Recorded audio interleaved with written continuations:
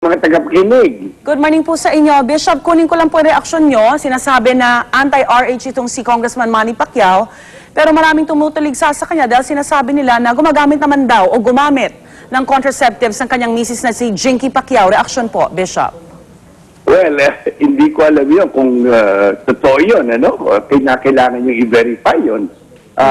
Ikalawa, kung noong gumagamit, baka ngayon talagang nalaman na ang katotohanan. Katulad yung gynecologist kahapon na kasama namin, inamin niya na nagpiprescribe siya ng birth control pills for 18 years. Tapos nalaman niya na mali pala. Ngayon hindi na maatin ang kanyang budi na gawin niya. Hindi ko alam kung ano, pero si Manny mismo, alam natin ang kanyang conviction. Na talagang itong ating kampiyon, sabi niya, laban ako dyan. Malaking tulong ho ba, Bishop, itong paglantad ni Manny Pacquiao, ni Congressman Pacquiao, at sinasabi niyang against siya dito sa pagsulong sa RH bill? Malaking tulong mo ito sa simbahan? Malaking tulong yan sa panig ng simbahan, no? Sapagkat, alam mo, si Manny tinitingala ng mga masang Pilipino, lalo na, no? Yung mga masang Pilipino, siya ang hero para sa atin yan Kanya, pag nagsalita yan, maraming sumusunod yan. Kanya malaking bagay. At ito pa, tama naman yung kanyang pinaaabot na talagang dapat nakalabanin itong RH bill sapagkat sa kabuuan, ito ay laban sa kalooban ng Diyos. Alright, Bishop, naging mainit din po ang plenary debate kahapon, no? At sinasabi nga po ng author nitong RH bill sa Kamara na si Representative Edsel Lagman, hindi naman daw abortion ang contraceptives. Ito si Lagman, itinatago pa yung katotohanan. Maliwanag na maliwanag. Ito na, sinabihan ko na siya, harapan ang ginagawa ng mga tinatawag na contraceptive pills, pinipigilan ng pangingitlog ng babae, ovulation. Ikalawa, pinipigilan ng pagtatagpo ng semen at saka ng itlog. Pinipigilan ng fertilization. Ikatlo, at ito, hindi sinasabi ni Lagman, at hinahamon ko siya. Basahin niya ang mga libro. Ang maliwanag, inaamin ng mga gumagawa ng pills mismo na itong mga pills na ito ay naglalaglag ng nabuo na. Sapagkat madalas, sa kabila ng paggamit ng pilduras, nakakabuo pa rin, nagkakaroon ng fertilized ovum. Inaamin kay si Edsel Lagman, sabihin niya totoo. Yan talagang palagay ko, either panlilin lang sa tao or ignorance. But both are not worthy of a congressman like Congressman Lagman. Bishop, paabot ho ba sa civil disobedience kung maisulong ho itong RH bill? Well, may mga punto na maaaring umabot dyan. Halimbawa, yung isang doktor na labag sa kanya yung sa kanyang konsyensya ang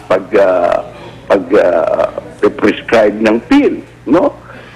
O paggawa ng ligation. Sinasabi sa kasalukuyang panukalang batas, kinakailangan i-refer niya sa isang gagawa nun. Kulaban na sa kanyang konsyensya yun sapagkat inaakala niya na ito ay nakamamatay o nakapipinsala sa tao, kung pipilitin siya ng Estado, well, pwede siyang talagang mag-civil disobedience. Yan ang isang bagay na maaaring gawin.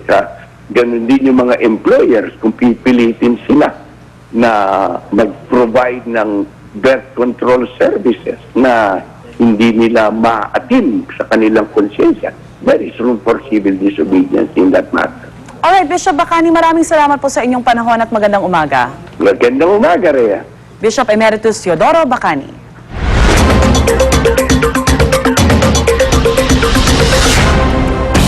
Lola patay matapos pagtatagain ng isang nagwalang lalaki sa Pasukin, Ilocos Norte. At welder, patay din matapos makuryente sa live wire. Ang Ratsyada Probinsya, Tititante, Perelio. Patay ang welder na si Ronnie Macdayan matapos makuryente sa pinagtatrabahuhan niyang construction site sa Barangay Palyas sa Bintar, Ilocos Norte. Nasa kalagitnaan umano ng pag-welding si Macdayan nang aksidente niyang mahawakan ang isang live wire sa construction site. Agad isinugod sa ospital ang biktima Pero hindi rin ito nakaabot ng buhay. Wala namang nakitang foul play ang pulisya sa pagkamatay ni Bakdayan. Patay rin ang 78 taong gulang na si Bernardina Labugen matapos pagtatagain ng isang nagwalang lalaki sa bayan ng Pasukin. Kinilala ang sospek bilang si Jason Vidad. Ayon sa investigasyon, naglalaba raw ang biktima sa irigasyon nang bigla na lamang daw itong atakihin ng sospek. Hinala ng mga otoridad, nasa ilalim ng impluensya ng ipinagbabawal na gamot ang sospek. Kasalukuyang nakakulong si Vidad matapos sampahan ng kaso sa piskalya. Para sa unang balita, Dante Perello, reporting.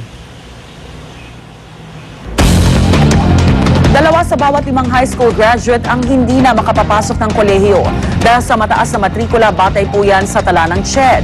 Ngayong taon nga, 300 pribadong eskwelahan na raw ang magtataas ng tuition ng hanggang 15%. Narito ang report ni Maki Pulido. Simula na naman ang pagdagsa ng mga estudyanteng mag-e-enroll sa kolehiyo, kabilang ang mga high school graduate na nagtapos nito lang Marso at Abril. Pero hindi si James Anahaw. Matapos makuha ang kanyang high school diploma, mag-e-extra na lang daw siya sa trabaho imbes na mag-enroll. Ang sahod po ng aking magulang kulang po. Tapos sa amin pong magkakapatid, ako lang po yung panganay, tapos ako na rin po yung inaasahan ng aking mga magulang. Kaya pag may mga trabaho po na extra yung aking ama, ako po yung kinukuha niya. Pero kung makapag-ipon man daw ng sobra, doon daw papasok ng kolehiyo, pero mukhang malabo na po. Ayon mismo sa Commission on Higher Education, 2 sa bawat 5 kabataan ang hindi makakatungtong ng kolehiyo. Aminado ang CHED na dahil ito sa matrikula, kaya naman mas nag-aalala ito ngayon, lalo pat 300 mga eskwelahan daw ang magtataas ng tuition ng hanggang 15% o dagdag na 30 hanggang higit 100 piso bawat academic unit. Para talaga doon sa mga kapos na kapos, maaaring magkaroon ng problema sa itong pasukan kasi baka hindi nila matustusan yung kanilang pag-aaral. Dahil mismong CHED na ang aminado sa ugat ng problema, may hamon ng isang grupo ng mga kabataan. Taon-taon naman nagtataas ng matrikula yung mga private schools at billions naman ang kinikita nila sa pagninegosyo dyan sa private school enterprise. Bakit hindi pa pwedeng tigilan muna yung mga pagtataas ng matrikula na yan? Pero ayon sa CHED, tali ang kanilang mga kamay. Yung kasi yung karapatang binigay ng batas sa mga paaralan, kung merong pagtataas ng tuition fee, ang malaking makikinabang dito ay ang hanay ng mga guro at mga kawani kasi 70% ay napupunta sa sahod. Sabi ng CHED, pwede namang pumasok sa mga state colleges and universities. Ang hirap magbayad dahil malayong mura ang matrikula doon. Tulad sa Polytechnic University of the Philippines kung saan 700 pesos kada semestre ang tuition ni Ana de la Cruz. Sa kabila nito, kwento sa akin ni Ana, muntik na rin siyang tumigil sa pag-aaral dahil hindi lang naman tuition ang pahirapang dapat tustusan ng kanyang ina. Sa amin Silenyos lang, parang dagdag gastos. Lalo na yung mga katulad dental, sa library. Para sa unang balita, Maki Pulido, reporting. Ilang dormitoryo sa Maynila na bagsak sa fire and safety standard ipinasara. Napag-alaman ng ilan sa mga ito noong nakaraang taon pa na-issuehan ng closure order, pero patuloy pa rin ang operasyon. Narito ang report ni JP Soriano.